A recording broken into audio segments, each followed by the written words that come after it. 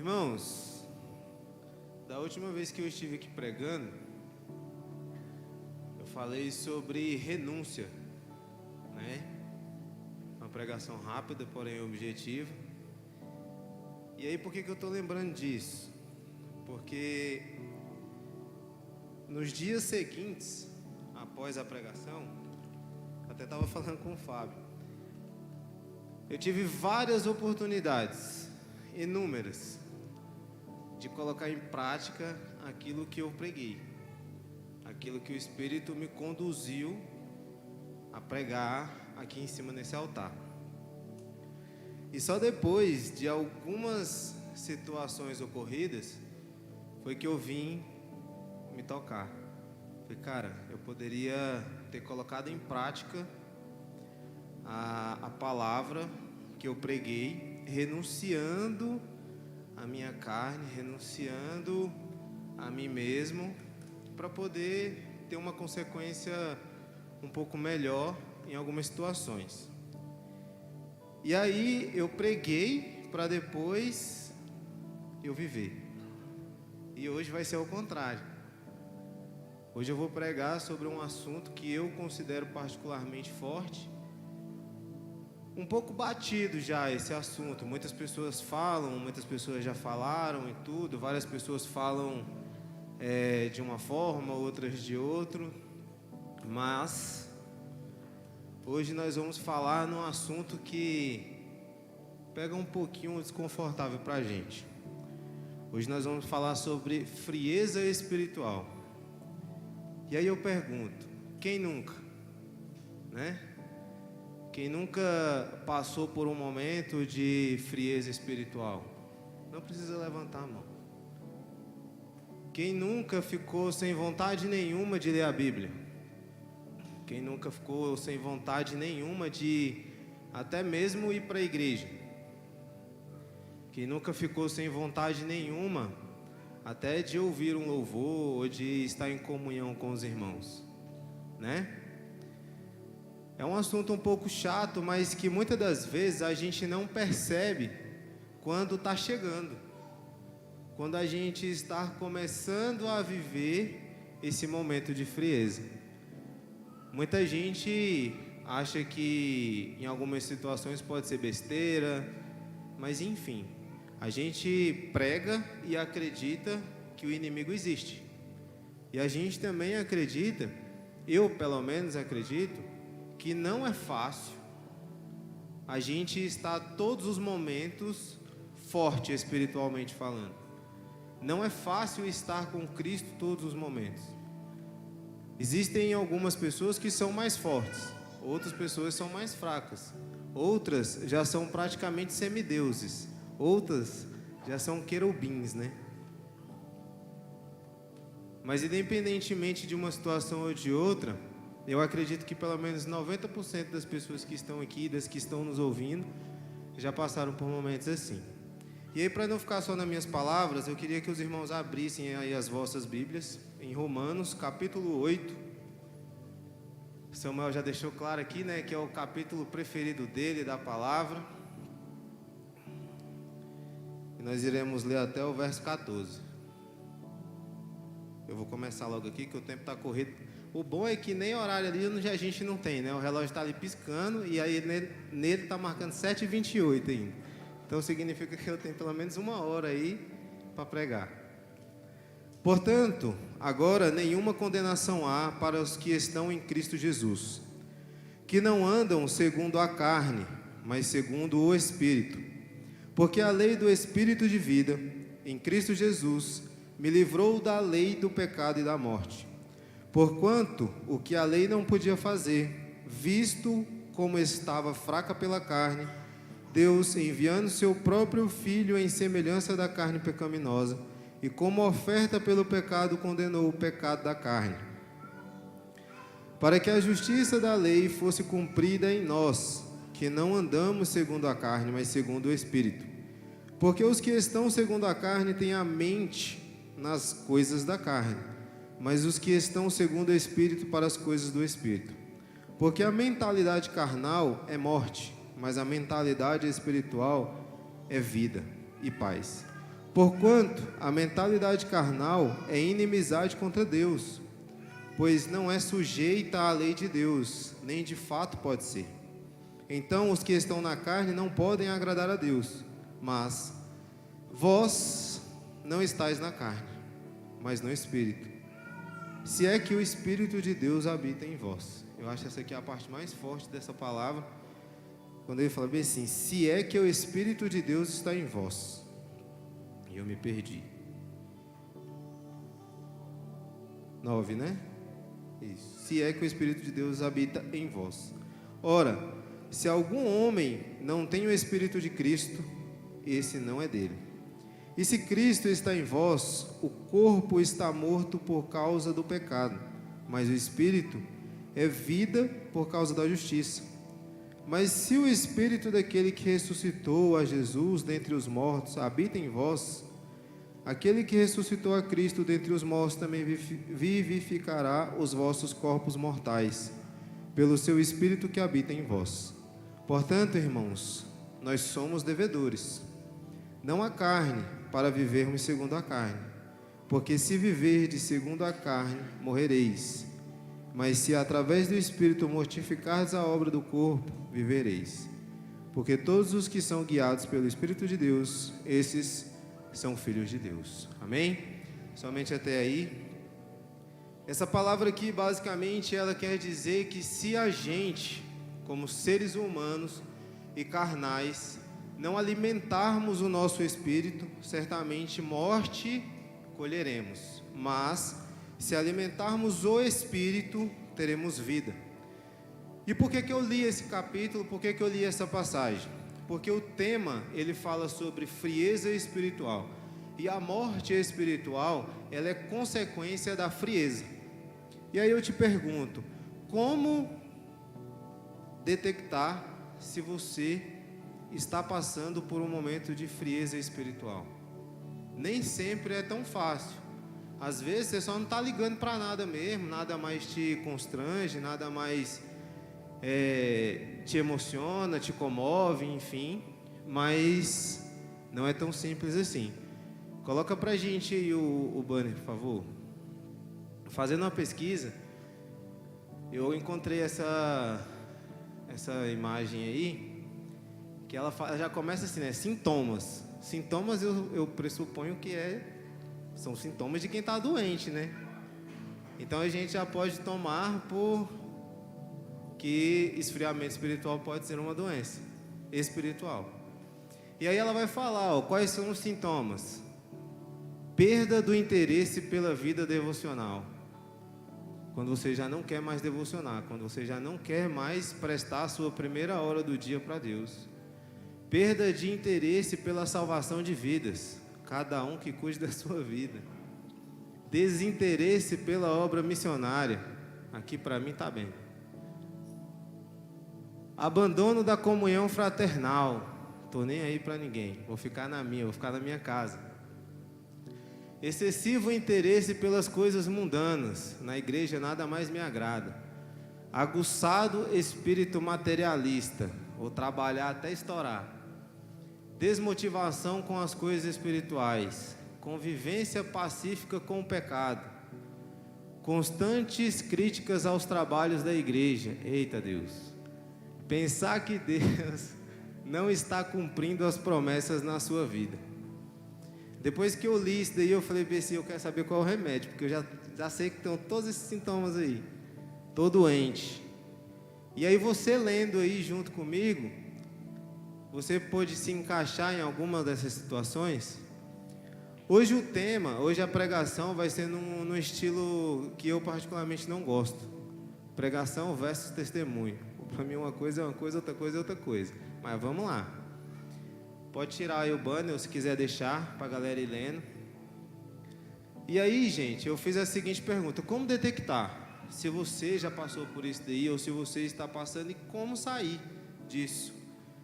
Geralmente, quando a gente conversa com alguém que está sofrendo de um momento assim de frieza espiritual, a gente tende a falar assim, meu irmão, se apega com Deus. Esse é o conselho mais sábio e ao mesmo tempo eu vou dizer assim, mais irresponsável que eu já ouvi.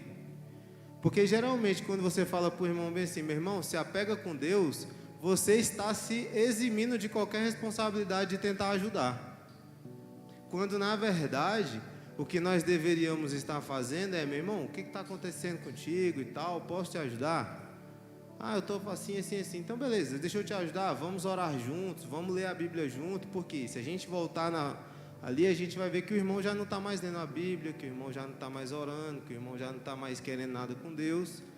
E aí você fala para o cara fazer justamente o que ele não quer fazer, que é buscar a Deus.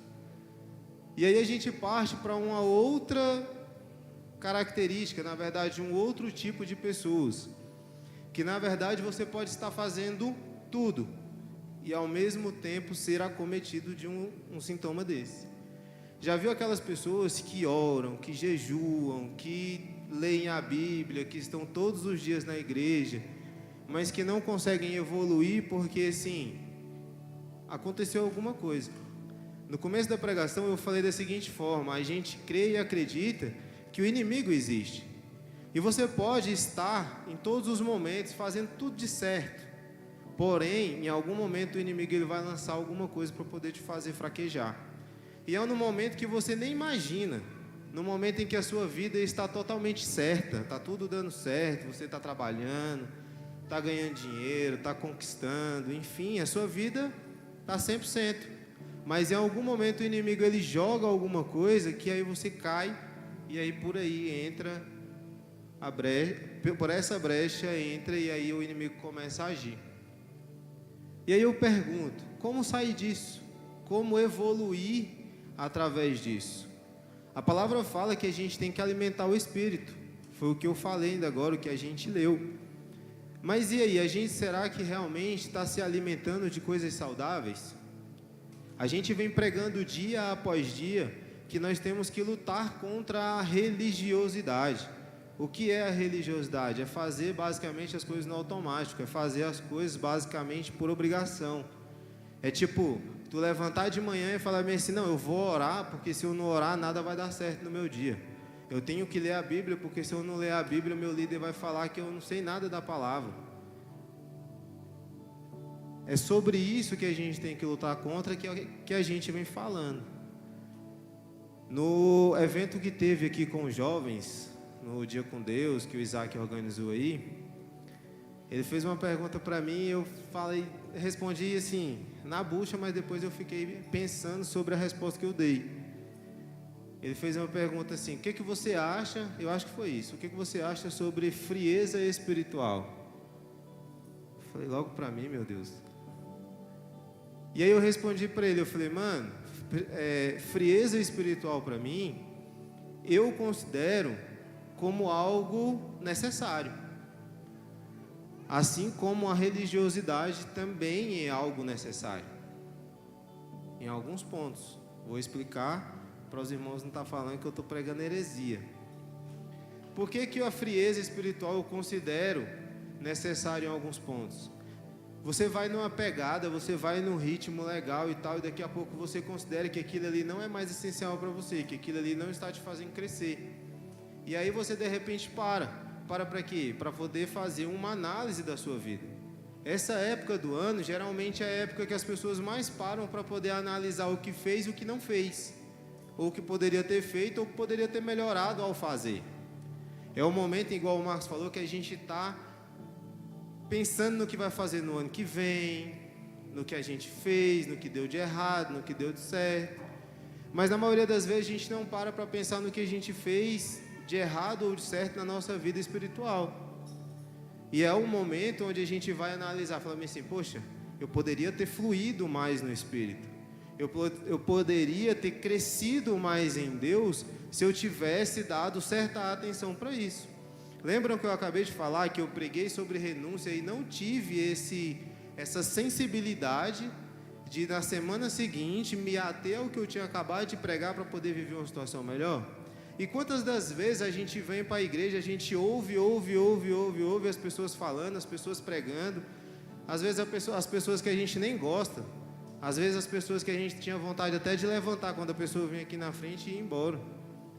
Mas aí às vezes a gente não para pensar que assim, pô, Deus está falando, se Deus usou uma jumenta, Ele não vai usar um serralheiro? Né? O Marcos falou que antes de orar por mim, presta atenção no que a palavra está falando.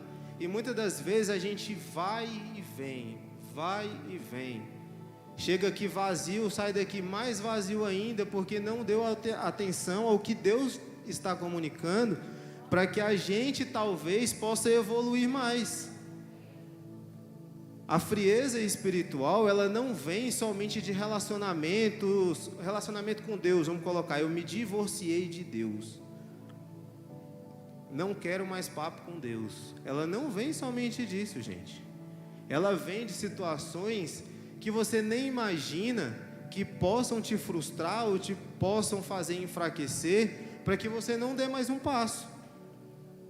E há quem diga que esses sintomas pode acontecer com quem está lá em cima, porque o inimigo ele não fica feliz quando ele vê você crescendo, ele não fica feliz quando ele vê você rompendo. E eu preguei aqui um tempo atrás e eu falei que o maior trabalho do inimigo hoje em dia é fazer você acreditar que ele não existe, é fazer você acreditar que as coisas que você está vivendo que deu errado não é culpa dele, é culpa sua ou culpa dos outros.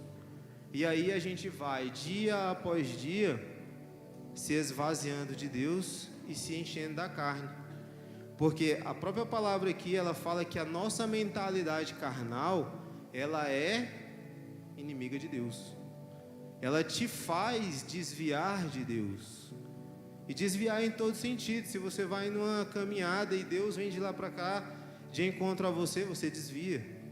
Por quê? Porque não é fácil andar com Deus todos os dias. E aí você me pergunta, mas o que uma coisa tem a ver com a outra? É aí aonde entra a religiosidade. Só que em tudo, como cristãos mesmo, né, que fala? É isso, mano? Em tudo como cristãos, a gente tem que ter um certo equilíbrio. Poxa, eu não vou orar nesse momento porque eu acredito que isso é religiosidade para mim, porque a minha mente está me acusando que eu tenho que orar, porque senão Deus vai ficar com raiva de mim. Não, mano, vai lá e ora.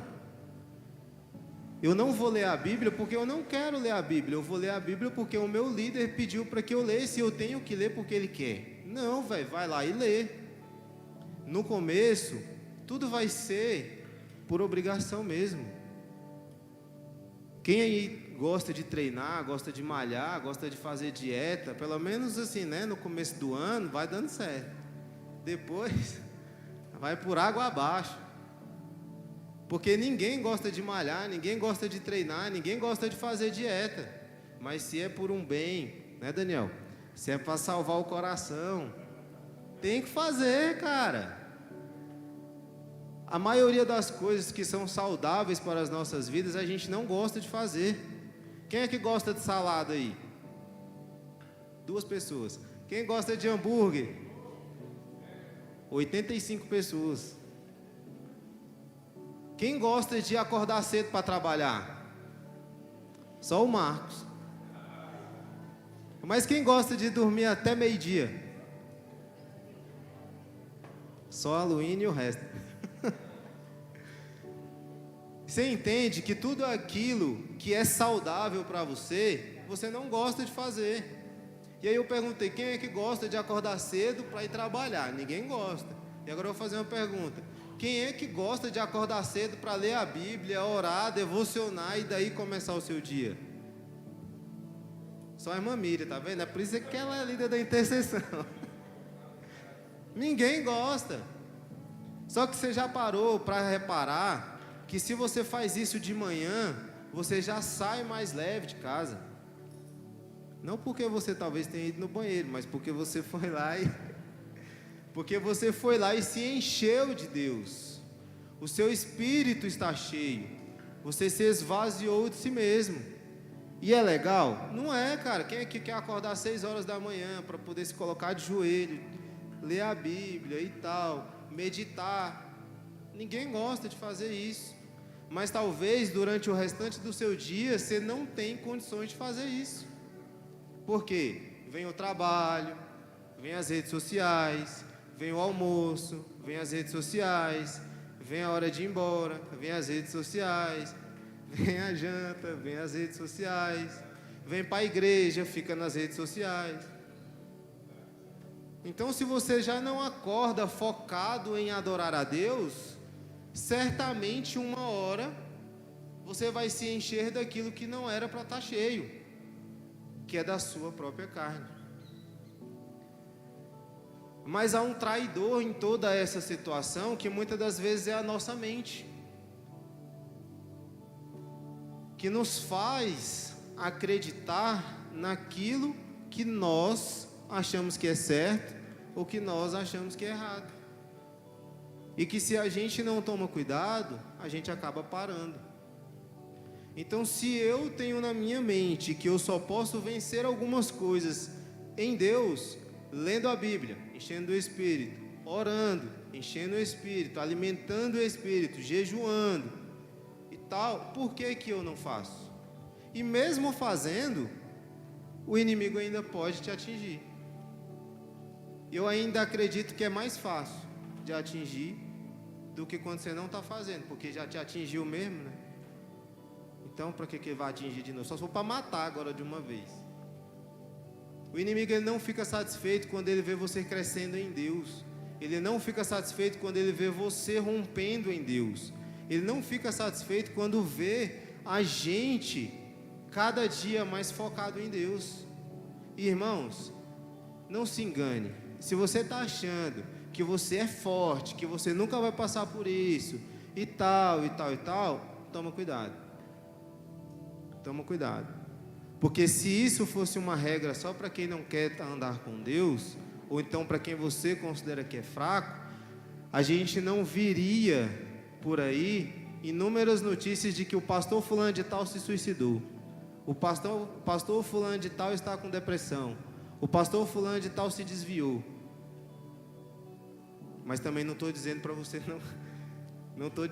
você não querer alcançar lugares altos em Deus por conta de medo do inimigo, irmão, pelo amor de Deus. Você vai se forjar, eu vou me forjar. Cada situação que a gente passa serve para a gente de aprendizado no dia de amanhã. Cada situação que a gente passa vai nos elevar em Deus, vai nos fazer crescer em Deus. E aí você vai poder olhar para você mesmo e falar assim: poxa, eu venci. Mas eu não venci sozinho. Tem gente que consegue vencer sozinho. A palavra fala para você poder se fechar no seu quarto, orar e falar com Deus, porque Ele vai te ouvir. Mas a palavra também fala que nós devemos suportar os nossos irmãos. E não é suportar de tolerar, mas é suportar de dar suporte. Nós falamos constantemente que somos corpo, que somos isso, que somos aquilo, que isso, que aquilo e tal, e tal, e tal, e tal. Mas só que a gente só conta aqui em cima, velho. A gente esquece de olhar para o lado e dar uma certa importância para aquele que está sofrendo. A gente esquece de olhar para o lado e às vezes andar uma milha com ele ou duas. Às vezes a gente é o agente 007 na igreja. Você só sabe que o irmão está orando por você porque ele vai chegar e vai falar em algum momento. Mas a maioria dos crentes hoje em dia são dependentes emocionais, ou seja, depende da ação de outras pessoas para poder influir.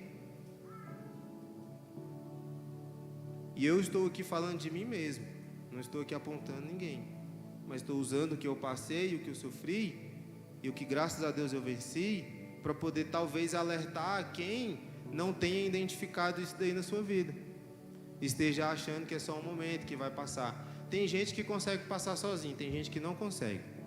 Tem gente que precisa de outras pessoas para poder influir. Como eu falei, estar todos os momentos focados em Deus é muito difícil. Estar todos os momentos se alimentando e alimentando o Espírito é muito difícil. Às vezes, como eu já falei aqui algumas vezes hoje, você precisa ser religioso. Você precisa realmente focar. Eu vou ler a Bíblia todos os dias mesmo sem gostar. Eu vou orar todos os dias mesmo sem gostar. Vou jejuar mesmo eu tendo problema de saúde e alguma coisa assim que eu não posso ficar sem comer, mas eu vou jejuar. Eu não gosto de ver pregação no YouTube, isso aí é meu, eu não gosto. Mas eu vou ver. E aí você vai alimentando o espírito. Daqui a pouco você vê que se tornou um hábito. Daqui a pouco você vê que está começando a romper. E que isso já não é mais obrigação para você. É algo que faz parte da sua vida. É algo que está fazendo você crescer, que está fazendo você romper. Né? Eu estava dirigindo e Deus me deu uma pequena palavra. Que eu falei assim, eu lembrei de Daniel na hora. Eu falei, eu vou escrever, porque senão eu esqueço. Nós falamos que nós não somos daqui. Todos os momentos a gente está falando isso. Eu não sou daqui. Jesus vai voltar. Eu vou morar com Deus e tal, e tal, e tal. Só que a gente às vezes esquece de que a gente está aqui. E que esse momento ele precisa ser memorável. E que o fato de Cristo vir buscar a gente é só uma consequência daquilo que nós estamos vivendo aqui. Não adianta você romantizar a sua história e falar assim, não sei o que, Jesus vai voltar e tal. Ele vai voltar, isso aí é fato. Mas se a gente não fizer por onde, ele vai voltar e a gente vai ficar. Lembra que eu acabei de falar que andar todos os momentos com Cristo não é fácil? Sabe por quê? Porque nós somos seres espirituais em corpos humanos, que precisamos ser customizados pela cultura do reino. Se eu digo que eu não sou daqui, automaticamente eu estou dizendo que eu estou em Deus. Só que eu estou aqui. Então eu preciso ser referência para as outras pessoas. Eu preciso ser customizado pela cultura do reino. Eu preciso fazer aquilo que Deus quer que eu faça, para que eu possa romper. Para que o fogo não se apague e que a frieza ela não seja maior. Em outras palavras falando, para que o Espírito ele viva em mim. E que a carne ela seja morta todos os dias. A frieza espiritual ela vem para fazer a gente desistir em muitos momentos de várias coisas que a gente esteja fazendo. A Camila ministrou aqui sobre sonhos. Só que para a gente ter sonhos concretizados, a gente precisa ter mudança. Estava conversando com o Eliseu e eu estava falando, cara, tem horas que na nossa vida está tudo certo. Você não está precisando de nada. Você acha que não está precisando de nada. Está tudo no seu lugarzinho. Mas para que haja uma mudança, vai gerar um desconforto. Nós recentemente, graças a Deus, Deus nos deu as condições de comprar a nossa casa, de realizar o nosso sonho, que era uma coisa que a gente queria há muitos anos, já tinha tentado muitas vezes. Isso foi uma bênção que nós consideramos. Em momento nenhum eu fiquei ansioso nos 4 meses e poucos dias de obra. Mas no dia da mudança era para mim estar soltando foguete. Mas eu estava falando, meu Deus do céu, esse guarda-roupa estava naquela parede, não tinha necessidade de sair dali, agora eu tenho que descer a escada, levar para outra casa, para montar e tal. Pô, tá tudo novinho. Porcelanato não, cerâmica, irmãos. Cerâmica nova, pintura nova, tudo conforme a gente sonhou. Mas tem uma semana que eu não durmo direito.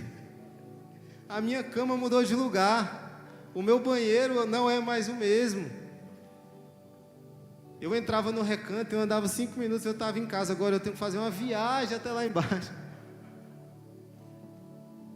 Mas foi para melhorar a situação. Mas estava tudo certo. Só que agora está melhor. Só que veio o desconforto. E veio a mudança. Em alguns momentos, agora eu começo a explicar em rápidos 3, 4, 5 minutos o porquê que eu falei que é necessário. Eu sou crente. Muitos podem não achar, mas eu sou. Eu leio a Bíblia, eu faço oração e tal, e tal, e tal. Mas só que Deus está requerendo de mim algo melhor. Entenderam? Precisa tirar algumas coisas, mudar de lugar. E quando essa ideia bate, esse constrangimento bate, há um certo desânimo. Por quê? Vai despender de mim agora mais esforço. Vai despender de mim agora mais dedicação, mais foco. E o crente é assim. O crente, ele precisa todos os dias estar se renovando. Já vi inúmeras pessoas pregando sobre a águia. Eu, de forma nenhuma, quero ser uma águia, ficar sem minhas unhas, sem o bico, tal e tal e tal. Mas, enfim. É todos os dias uma luta. É todos os dias te fazendo melhorar. É todos os dias te fazendo ser uma pessoa melhor. A gente tem um péssimo costume de falar que a pessoa é muito crente quando a pessoa faz algumas coisas, né? Eu não vou citar. E tem o costume de dizer que algumas pessoas não são muito crentes quando não fazem as coisas que as muito crentes fazem. Só que a gente não tem esse poder de subjugar ninguém. A gente não tem esse poder de apontar e falar que ninguém é mais crente ou menos crente. 2 pontos principais dessa pregação para me finalizar. Se você pode ajudar, ajude. Ande uma milha com aquela pessoa, 2, 3, 4. Como eu falei, tem pessoas que têm capacidade de romper sozinhas. Tem outras pessoas que não têm capacidade de romper sozinha. Então, se você pode ajudar, ajude. Assuma um propósito com o seu irmão do lado, que é o propósito que a Cássia fez, dos casais agora cuidar dos outros casais. Né, Leandro? Então, ajude. Porque se nós somos sarados, nós conseguimos sarar. Se nós somos curados, nós conseguimos curar. Se nós dizemos que somos um corpo, por que esse corpo está se dilacerando, deixando partes para trás? Por que esse corpo está em decomposição? Porque se são 5 dedos numa mão, ao contrário de outras pessoas só tem 4. Eu não disse o nome, Leandro, fica quieto. Foi por um acidente. Mas ninguém aqui é obrigado a ser fruto de um acidente. Entenderam? Então é essa palavra que eu queria deixar. Eu espero poder ter ajudado. Eu espero poder ter sido claro. E esse, como eu falei, é basicamente o testemunho, o meu testemunho de longos, quase 3 meses vivido. Às vezes a gente vê as pessoas indo e vindo, não imagina o que as pessoas estão sofrendo. Tem algumas pessoas que são mais sensíveis e conseguem perceber. Então, se você percebeu, ajude, ore, interceda, para que esse talvez seja o dedo do lado do outro, né? Para que esse dedo ele não venha a apodrecer e apodrecer o outro do lado. Amém? Eu agradeço a oportunidade. Que Deus possa abençoar.